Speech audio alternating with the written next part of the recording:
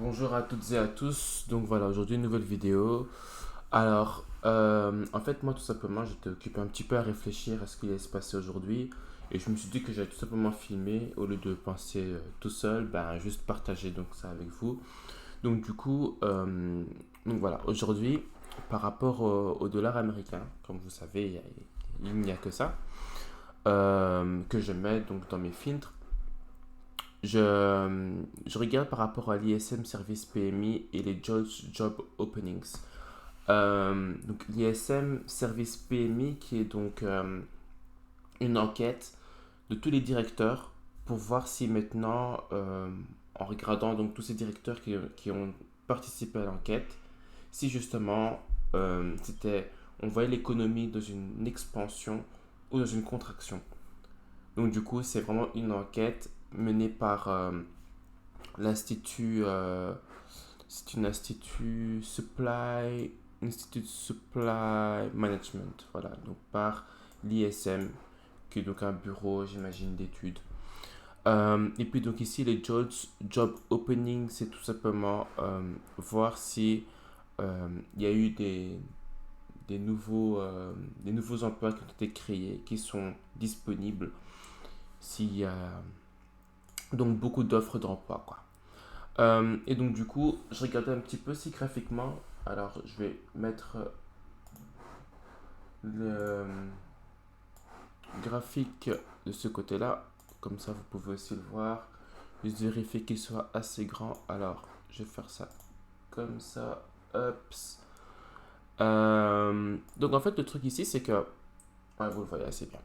En fait le truc ici c'est que, donc je vois que concrètement on était parti vraiment sur quelque chose de bien propre, une tendance bien haussière comme bien connu, etc. Donc une résistance qui devient support et puis ensuite bon ben on rentre vraiment dans un style de Chanel un petit peu bizarre. Alors en fait donc je dis un peu bizarre parce que bon il n'est pas vous savez normalement les Chanel ils sont égales ici à l'autre, mais j'ai remarqué hier en spéculant sur les marchés encore, enfin, comme du lundi au vendredi comme tous les jours quasi, euh, bah, que tout simplement, les lignes, je pouvais pas les mettre sur un canal. C'était pas vraiment un channel basique. Mais c'est plus un truc comme ça. Et je t'occupe en fait à réfléchir à quoi avant de mettre, avant de mettre play sur la vidéo, enfin que je s'occupe à filmer là maintenant. C'est un petit peu ce côté-là. Donc, ce côté ici, donc je vais faire ça comme ça. Donc, ce qui est entouré dans ce carré-là, on a vachement, enfin en tout cas, j'ai vachement l'impression que c'est un head and shoulder. Donc au début, je me suis dit, mais attends, un head and shoulder, souvent, ça se met au top. Donc ça veut dire quoi? Ça veut dire que, admettons, on est ici, ça monte, voilà, on est occupé ici. On va faire un truc comme ça. On voit une tendance haussière. Et puis ensuite, là, on voit un truc comme ça. Et après, ensuite, on a le petit retest et on change donc de direction. C'est vraiment le côté théorique connu, etc. Mais juste pour dire qu'en fait, il vient d'en bas, il est en haut, il descend, il reteste. Tandis que là, on voit clairement que donc ici, l'épaule gauche devrait être donc ça, la tête ici, et donc l'épaule droite ici, head and shoulder.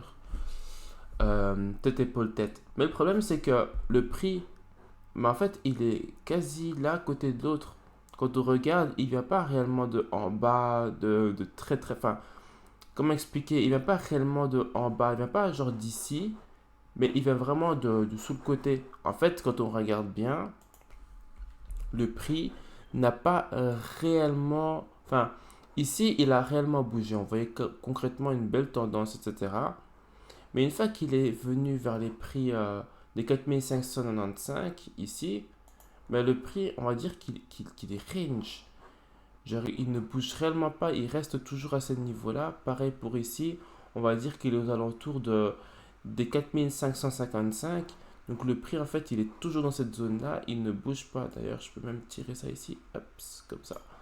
le prix n'a pas réellement bougé. Et donc, du coup, je me suis dit, bon, c'est quand même quelque chose d'assez spécial. Donc, j'y suis aussi. Donc, dimanche, donc il y a 2 jours, j'avais backtesté le marché. Et je me suis rendu compte que, voilà, sur mes comptes, etc., il y avait quelque chose. Bon, je sais que j'avais eu un petit problème de drawdown, etc. Donc, je risquais énormément pour rien. Et donc, du coup, j'ai fait une liste comme ça avec donc mes pourcentages. Je sais pas si on le voit concrètement. Je regarde sur la caméra. Alors, comme ça. Donc, ça, c'est les pourcentages. Plutôt de l'autre côté. Ici, là. Alors, hop, comme ça. Donc, les pourcentages que je peux donc trader à chaque fois. Alors, on voit pas mon doigt. Mais voilà. Comme ça. Comme ça. Donc, j'essaie de faire comme il faut. Donc, ici. Et puis, donc, à côté, là, il y a réellement les chiffres. À quel moment je. Donc, vous avez vu concrètement aussi la taille de mon compte, ce qui n'est pas important. Mais juste pour dire à propos du pourcentage, et donc du coup, j'avais compris qu'avant, j'avais réussi à faire des bons gains. Mais le problème, c'est que sur le long terme, je n'allais pas pouvoir tenir ça parce qu'il m'a suffi d'être sur un. Comment on appelle ça encore? Enfin, un momentum où je fais que perdre, un losing strike. C'est juste ça en fait qui a fait que ben, j'ai perdu mon compte pour rien. Donc du coup, et ça, et puis Thanksgiving aussi qui est arrivé, enfin il y a pas mal de choses. Mais voilà. En tout cas là maintenant, juste pour dire, en fait je sais pas pourquoi je vous parle de ça. En tout cas, là pour le Head and Shoulder, je pense pas qu'il soit réellement Head and Shoulder. J'ai l'impression que c'est genre juste dans la tendance. Et si c'est le cas, alors j'attendrai vraiment qu'il break, qu'il vienne retest pour après rentrer.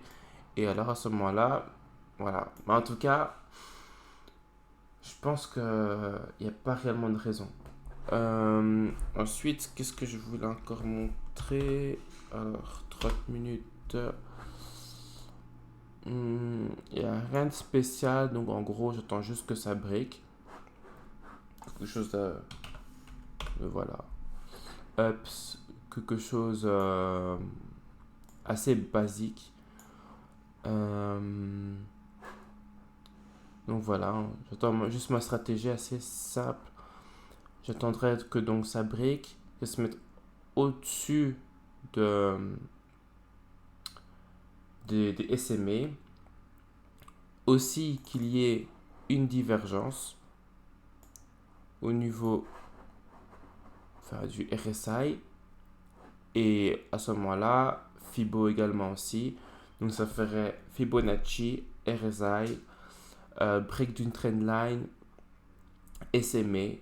Et donc du coup, normalement, 4 confluences, plus les chiffres également aussi. Donc je pense que je vais commencer à rentrer sur le marché vers 16h05. Peut-être si je vois que le marché est trop agressif, bah, tout simplement attendre. En tout cas, voilà, je verrai tout simplement ce que le marché me propose et je réagirai en fonction, tout simplement. Je pense que sur cette vidéo, j'ai pas réellement pu vous expliquer des choses extraordinaires parce que pour l'instant, il n'y a rien qui se passe. Ah, sauf pour les personnes qui ne sont pas au courant. Donc là, ça fait 8 minutes, donc c'est une courte vidéo, c'est plutôt cool pour les personnes qui aiment bien les contenus assez courts.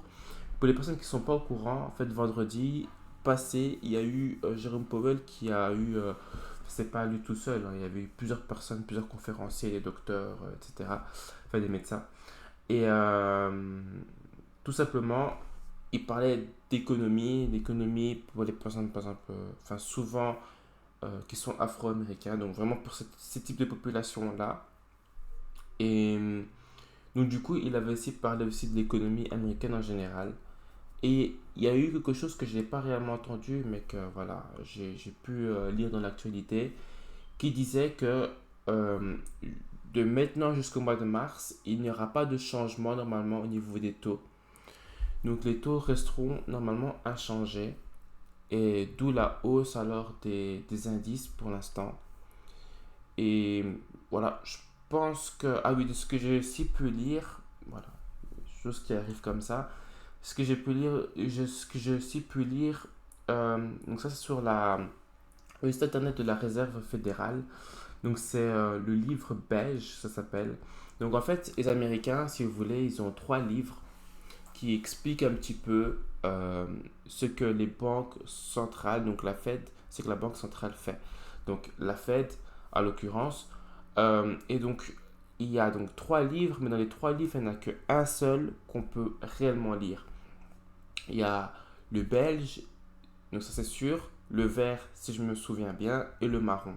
Donc trois livres, je ne sais vraiment pas s'ils sont réellement beige, marron et vert, mais en tout cas, voilà, ça s'appelle comme ça.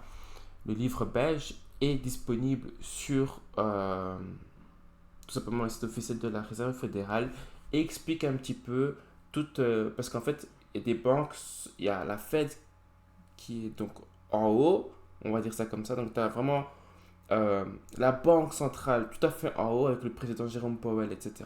Mais en fait, les personnes qui sont autour de lui, enfin, qui sont avec lui pour prendre des décisions, ils sont eux-mêmes issus de banques centrales, mais plus petits, je veux dire, pas un States, mais dans un, dans un État, il me semble plus petit. Je pense que le vrai mot, c'est un État. Donc, en fait, il y a Chicago, il y a Pennsylvanie, enfin, il y en a tout plein. Il y a quoi encore? Il y a Atlanta, il y a Chicago, je pense que je l'ai déjà dit. Enfin, juste pour dire que, voilà, il y en a plusieurs. Et donc, du coup, je ne connais pas tous par cœur parce que je pense qu'il y en a genre 10 je crois, 10 ou 12, je me souviens plus vraiment. Mais ils font après, dans ce livre belge, un condensé de ce qui se passe, donc en général.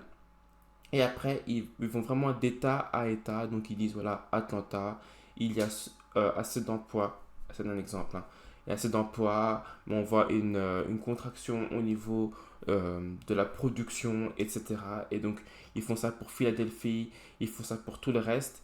Et donc, du coup, bah, ça permet vraiment de pouvoir savoir également si état par état ce qui se passe. Et aussi d'avoir une bonne indication aussi de ce qui se passe aussi au niveau des banques centrales. Parce qu'en fait, là-dessus, ils ne font pas de conférence. Enfin, ils font une conférence, mais c'est après. Donc là, notamment, il y a 2 jours de conférence, le 13 et le 14. Il me semble que c'est le 13 et le 14, je vais regarder sur mon agenda. Je sais pas si c'est 13-14 ou c'est 12-13. Euh, Comme ça, vous êtes aussi en même temps au courant. Donc c'est le 12-13, voilà. Donc 2 jours de FOMC.